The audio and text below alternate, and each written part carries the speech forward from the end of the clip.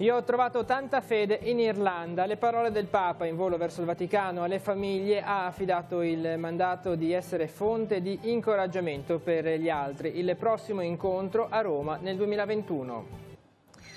Iniziato il controesodo dei turisti dal Levante Ligure, traffico regolare in A12, operatori concordi, calo di presenze nell'estate 2018 rispetto agli ultimi 3 anni. L'auspicio è che regga il meteo a settembre.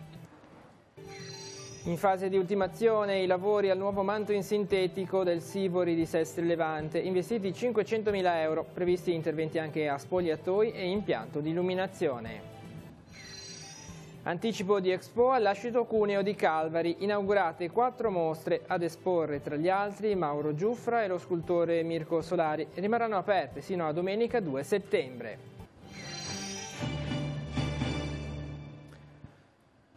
Buongiorno ai telespettatori del TG13. Il prossimo incontro mondiale delle famiglie si terrà a Roma nel 2021, nel 5° anniversario dell'Amoris Laetitia. Lo ha annunciato il cardinale Kevin Farrell al termine della messa celebrata dal Papa nel pomeriggio di ieri al Phoenix Park di Dublino, alla presenza di circa 300.000 persone. L'atto conclusivo del viaggio apostolico caratterizzato da momenti molto forti e delicati. Papa Francesco ha chiesto perdono per gli abusi da parte di membri qualificati della Chiesa e per quanti hanno gettato un velo di silenzio sul dolore di tanti. Vediamo il servizio. È sulla spianata del Phoenix Park di Dublino, dinanzi a migliaia di famiglie presenti, che la visita di Papa Francesco in Irlanda vive il suo momento culminante. In quello stesso parco, tra i più grandi d'Europa, 39 anni fa aveva celebrato Giovanni Paolo II. Francesco si rivolge ai fedeli presenti che con gioia danno testimonianza della loro fede e durante l'atto penitenziale pronuncia la richiesta di perdono per gli abusi commessi nella nazione da parte di membri del clero. Pedimos perdón por las veces che come Iglesia Chiediamo perdono per le volte in cui, come Chiesa, non abbiamo offerto ai sopravvissuti di qualsiasi tipo di abuso compassione, ricerca di giustizia e di verità, con azioni concrete. Pedimos perdón. Nell'omelia il Papa ricorda che ogni nuovo giorno della vita delle nostre famiglie e ogni generazione porta con sé la promessa di una nuova Pentecoste, una Pentecoste domestica nella quale Gesù manda come consolatore lo Spirito Santo che ci dà coraggio. Il mandato che il Papa affida alle famiglie convenute per questo 9° incontro mondiale è quello a loro volta di diventare fonte di incoraggiamento per gli altri. Come uno dei frutti di questa celebrazione della vita familiare, possiate tornare alle vostre case e diventare fonte di incoraggiamento per le altre, per condividere con loro le parole di vita eterna di Gesù. Il Papa parla del mistero della fedeltà di Cristo alla Chiesa, della testimonianza delle famiglie cristiane che hanno il potere di infrangere ogni barriera per riconciliare il mondo con Dio, una sfida paragonabile a quella che dovettero affrontare i primi missionari irlandesi come San Colombano in un'epoca di decadenza culturale. Quindi il mandato conclusivo. Possa questa nostra celebrazione confermare ciascuno di voi, genitori e nonni, bambini e giovani, uomini e donne, frati e suore, contemplativi e missionari, diaconi, sacerdoti e vescovi, nel condividere la gioia del Vangelo. E dalle famiglie del Papa ai giovani della nostra diocesi, ai ragazzi cresimati che hanno iniziato oggi il pellegrinaggio a Roma in attesa dell'incontro con il Papa. Ci parla di questo Don Luca Saldella, il nostro inviato che si trova in collegamento diretto con noi. A te Luca, come sta andando questo viaggio verso Roma?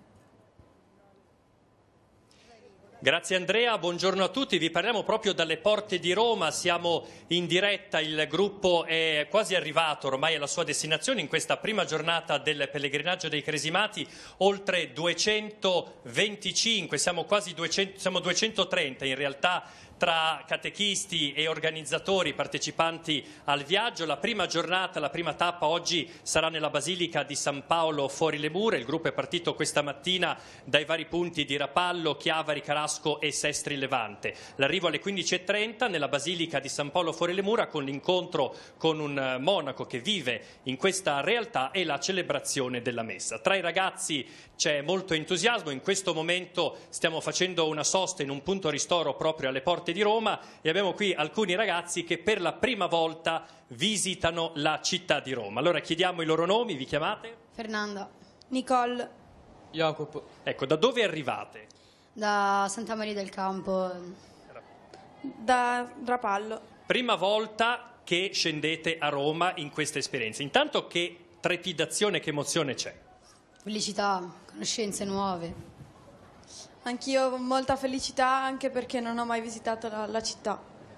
Vi aspettate quindi di conoscere nuove persone e per la prima volta immagino vedrete anche il Papa così da vicino. Sì, vorrei tanto conoscere il Papa e visitare la città. Ci sarà occasione per incontrare Papa Francesco mercoledì durante l'udienza generale in Piazza San Pietro, così come di conoscere la città di Roma. Anche Jacopo è la prima volta che visiterai questa capitale italiana. Sì, io vengo da Casarza e sono contento perché vedo il Papa e di fare nuove amicizie. Sui pullman infatti c'è la possibilità di scambi di amicizie, sui pullman non siamo neanche tutti della stessa località, ad esempio ci sono intrecci di parrocchie tra Rapallo, Chiavari, la zona della Valfontana Buona, la parrocchia di Ribasso, insomma c'è anche una grande occasione per incontrarsi e fare nuove amicizie.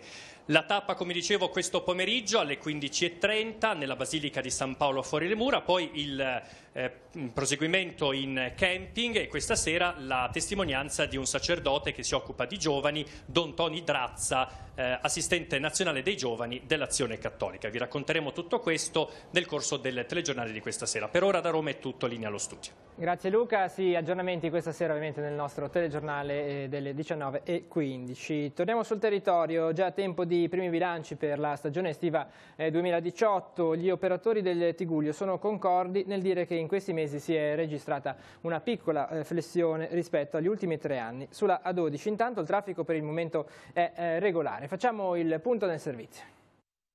È scattato il controesodo dei turisti dalla Liguria. Per gli alberghi inizia il calo di fine agosto, con la speranza però di un settembre con tanto sole, lavoro e un elevato numero di presenze. Secondo Aldo Verdine, degli albergatori del Levante, per l'estate di quest'anno si confermerà il calo rispetto al 2017. A giugno, ricorda Verdin, ci sono stati solo 8 giorni di sole. Un trend ribadito anche dalle interviste che abbiamo realizzato nelle scorse settimane a Chiavari, Rapallo e Sestri Levante. In questi giorni siamo stati a Moneglia. Si è visto un po' più di calo rispetto alla stagione scorsa nei giorni, diciamo, della settimana, soprattutto giugno e luglio, anche perché il tempo non è stato buono come l'anno scorso, però non ci lamentiamo, dai, la stagione comunque sta proseguendo bene, agosto ottimo, bel clima e tanta gente.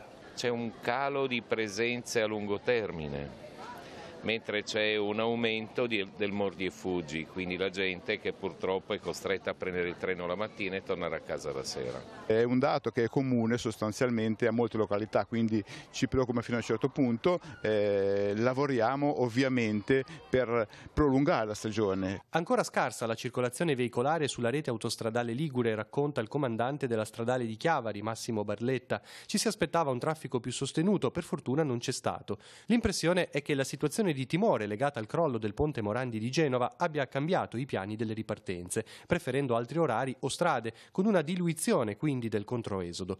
Tanti infine gli stranieri che hanno scelto il Tigullio come meta per le ferie. La maggior parte sono poi turisti di nazionalità tedesca o comunque svizzera, ma stiamo notando anche un aumento dei turisti francesi. Abbiamo anche una piccola fetta di turisti, diciamo, provenienti dalla penisola scandinava. Ci sono diversi alberghi o comunque tour operator qua a Moneglia che cercano di lavorare, di presentarsi nelle fiere anche per questi turisti che sono, insomma, di buon livello. Il sindaco di Rapallo ha emesso un'ordinanza di interruzione della circolazione per tutte le categorie di veicoli nella via sotto la Croce, nelle vicinanze del Civico 22, dove da oggi e sino al 14 settembre sarà aperto un cantiere per lavori di consolidamento strutturale. La fascia oraria degli interventi è compresa tra le 7:30 e le 18, festivi esclusi. La ditta incaricata dovrà provvedere all'installazione dell'apposita segnaletica stradale. I cartelli saranno posizionati alle intersezioni di via San Martino, via sotto la Croce, via Savagna, via sotto la Croce e l'inizio via Savagna nelle vicinanze della rotatoria di Piazzale Genova. A Sesti Levante adesso sono in fase di ultimazione i lavori per la realizzazione del nuovo manto in erba sintetica dello stadio Sivori. Il Comune ha finanziato l'intervento con una spesa di 500.000 euro, di cui 364.000 per il terreno da gioco. Il cambio di manto consentirà all'Unione Sportiva Sesti Levante, che nel 2019 festeggia il centenario, di indirizzare in un'unica sede l'intera attività del settore giovanile. Sentiamo. Diciamo che questo può essere un po' un regalo di compleanno alla società che l'anno prossimo compie i suoi 100 anni. Quanto è stata la spesa? Che cosa sono i lavori che sono stati fatti? La spesa complessiva per noi, amministrazione comunale, è di 500.000 euro. Abbiamo acceso un mutuo grazie al credito sportivo a tasso zero. La spesa sui lavori è circa 360.000 euro, gli altri sono spese a disposizione per IVA, progettazione, omologazione eccetera. Con il ribasso d'asta del 22% sono avanzati in circa 100.000 euro che in accordo appunto con la società utilizzeremo per migliorare ulteriormente tutta la struttura, sia come efficientamento energetico, l'illuminazione, spogliatoi, insomma continueremo a spendere nella struttura questo avanzo che c'è stato. Si è scelto di rivolgersi a una ditta specializzata nel settore, il manto completamente in sintetico garantirà una durata e una tenuta nel tempo. Il manto in sintetico senz'altro ha dei vantaggi perché può essere utilizzato tutti i giorni, H24, 7 giorni alla settimana, per tutto l'anno.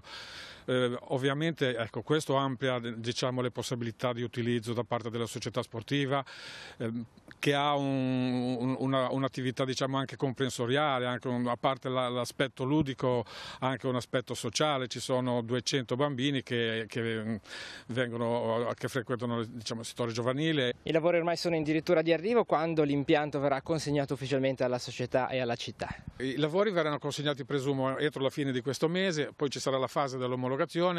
Devo dire che c'è stato un grande impegno da parte dei nostri uffici tecnici di ragioneria, dei tecnici esterni con grande professionalità, anche un grande impegno della società sportiva, che ringrazio veramente tutti questi soggetti che sono stati impegnati in questa fase.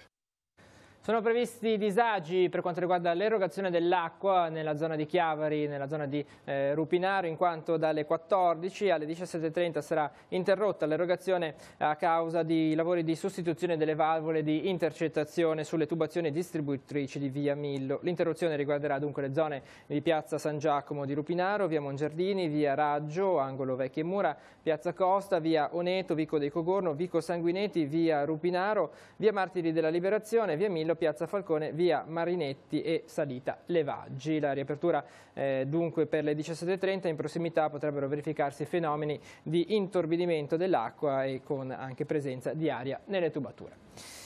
Passiamo alla cultura. Fedele alla tradizione, l'Ascito Cuneo di Calvari non ha mancato di portare il proprio contributo ad Expo Fontana Buona, che aprirà a breve nei prossimi giorni. Lo ha fatto allestendo ben 4 mostre con la collaborazione della Proloco e dei Cavalieri dell'Asino d'Oro. Siamo andati a visitarle in anteprima. Anteprima di Expo all'Ascito Cuneo di Calvari, un viaggio attraverso 4 mostre per riscoprire la vena artistica della Fontana Buona. Quadri, elaborati grafici e sculture saranno allestiti fino a domenica nelle sale del museo. La prima è l'esposizione di pittura di Giacomo Mauro Giuffra, 22 opere più le 14 formelle di un originale Via Crucis. Il titolo, Impressioni di remote gioie e sofferenze, attinge dalla biografia dell'artista. La mia è una vita solitaria, da una vita romana. Sono stato a Roma per 17 anni, sono ritornato qui, come dicono i latini, ab ovo, ho ricominciato tutto da capo. e allora se voglio vivere convivo con le persone. Nel giardino dell'Ascito Cuneo c'è anche la mostra di sculture di Mirko Solari, animali e personaggi ricavati con una piccola motosega da grandi tronchi d'albero. Ci sono i primi lavori, gli animali, e poi sono passato a fare dei volti.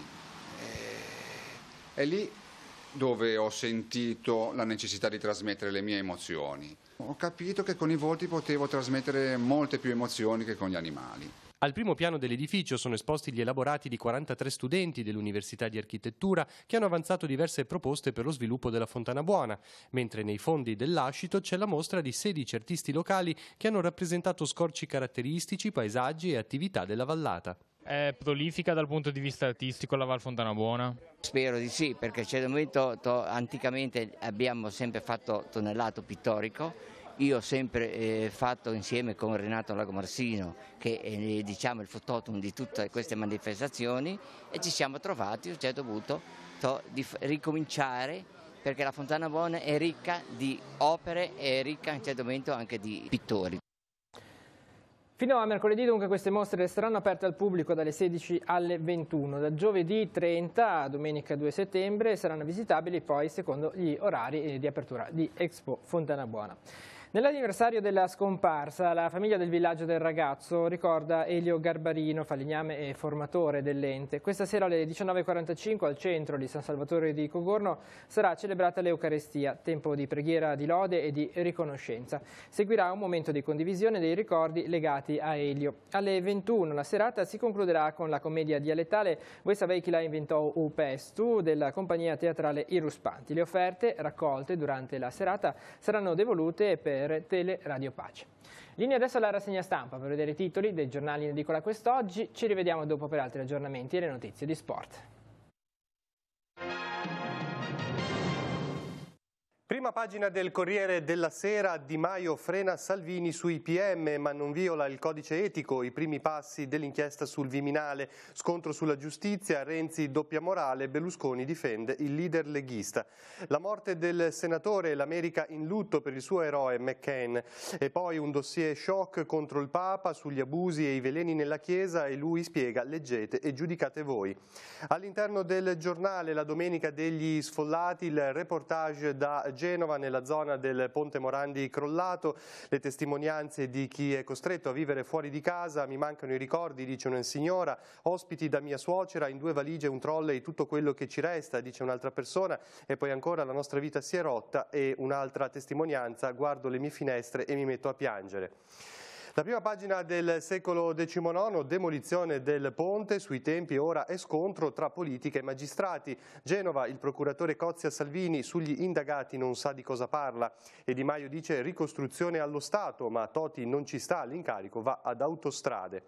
E poi la questione migranti, l'intervista al vice premier, Di Maio, nave di Ciotti, le scelte erano condivise, questa Europa ferma sparirà. Anche lo sport ha ricordato il crollo del ponte Morandi, Genoa e Sampdoria in campo con la tragedia nel cuore, i rossoblù battono l'Empoli, blu cerchiati KO a Udine. Prima pagina del Levante, Val Fontana Buona, 28 comuni hanno già detto di sì al tunnel per la 12, entroterra e costa alleate per il collegamento autostradale. A maggio il no della D Castellucci, ma ora torna tutto attuale. E per quanto riguarda la Fontana Buona, l'Expo al via da giovedì, un segnale di rilancio. Prende il via questa settimana dunque la manifestazione. La cronaca all'interno, fuori acqua minerale, dentro vodka e whisky, bottiglie fake per nascondere gli alcolici, 10 ragazzi fermati a Santa Margherita Ligure dai carabinieri in stazione, ma anche pipì in strada, Daspo per 2 ragazzi. De Laurentiis, i tesori ritrovati in 2 mostre genovesi alla Gamme di Nervi all'Accademia Ligustica, un Novecento assorto e colorato, esposte 56 opere dell'artista chiavarese donate da moglie e figli. E a fondo pagina l'area marina protetta di Portofino con il Miglio Blu, un tuffo nel mare più bello, la manifestazione è andata in scena ieri mattina. Ci sono aggiornamenti di cronaca, andiamo in redazione con Maurizio Garreffa. Sì Andrea, grazie, un saluto a tutti. Un flash di cronaca: un uomo sui 50 anni questa mattina è caduto in una scarpata nella zona del Monte Bue in Val d'Aveto. A dare l'allarme alcune persone che hanno assistito alla scena. L'uomo è scivolato per una decina di metri. Sul posto i militi della Croce Rossa di Santo Stefano d'Aveto, tuttavia per recuperare il ferito, considerata anche la zona impervia nella quale è accaduto l'incidente, è stato necessario l'intervento dell'elicottero. Meno gravi del previsto per fortuna le condizioni dell'uomo, portato in codice giallo a San Martino di Genova. È tutto, a te Andrea. Veniamo adesso allo sport. Coppa Italia per il calcio, prosegue il cammino della Lavagnese in Coppa. Ieri al Rivoli i bianconeri hanno battuto gli avversari del Ligorna per 3-2. Ad aprire le marcature per i padroni di casa Di Pietro al 15esimo, al 33esimo raddoppio di Basso. Nel secondo tempo al 66esimo il Ligorna accorcia le distanze con Valenti, al 73esimo la rete del 3-1 che porta la firma di Saccà. All'86esimo su calcio di rigore il Ligorna segna con Miello il definitivo 3-2. Turno mare invece per il Sesti Levante, che sabato ha perso in casa contro la Fezzanese. Nello scontro diretto i corsari sono stati eliminati 4-2 nonostante l'iniziale vantaggio dovuto alla rete segnata da Mancosu al 19esimo. Il giocatore del Sestri ha poi segnato un'altra rete al 42esimo, ma non è bastato per arginare l'avanzata degli avversari. Per il nuoto Edoardo Stocchino ha vinto ancora una volta l'Open Water Grand Prix FINA, la cui ultima tappa si è svolta in Macedonia. L'atleta di San Salvatore di Cogorno, in forza alla nuotatori genovesi e Fiamme Oro, si è aggiudicato la Coppa del Mondo per gare di nuoto in acque libere superiori ai 10 km. Il 31enne aveva già vinto il trofeo nel 2016. Dedico la vittoria a Genova, ha detto al termine della competizione. Vorrei fare sentire a tutte le persone coinvolte la mia vicinanza. E Lucrezia Rossettin del Circolo Golf e Tennis di Rapallo ha vinto la 65esima edizione del Trofeo del Tiguglio, la più prestigiosa gara nazionale ospitata proprio dal Circolo Ruentino. Circa 130 i giocatori provenienti da tutta Italia che si sono dati battaglia per 3 giorni giocando su un campo che, nonostante una stagione con picchi di caldo record, si è presentato in ottime condizioni. La giovane, nata nell'ottobre del 2003, è la portacolori di un team femminile di alto livello che ha piazzato ben 5 giocatrici nei primi 12 posti del trofeo. Un risultato prestigioso che premia il lavoro dei team dei maestri del golf Rapallo, in particolare del responsabile Luigi Figari, da molti anni impegnato nella crescita di nuovi giocatori, in particolare tra i giovanissimi. Nella classifica maschile al primo posto si è imposto, giocando un golf di primissima qualità, Leonardo Novella, portacolori del Golf Club Verona. Molto apprezzata anche la presenza di Zibi Boniek, popolare calciatore degli anni 80, che ha seguito in modalità caddy il giovane nipote tesserato per il Golf Club Marco Simone di Roma. E con lo sport si conclude questa edizione del TG13, l'informazione torna questa sera alle 19:15 con la prima edizione di Tiguglio Oggi. Tutte le notizie le trovate sul nostro sito teleradiopace.com. Grazie per essere stati con noi e buon proseguimento di giornata.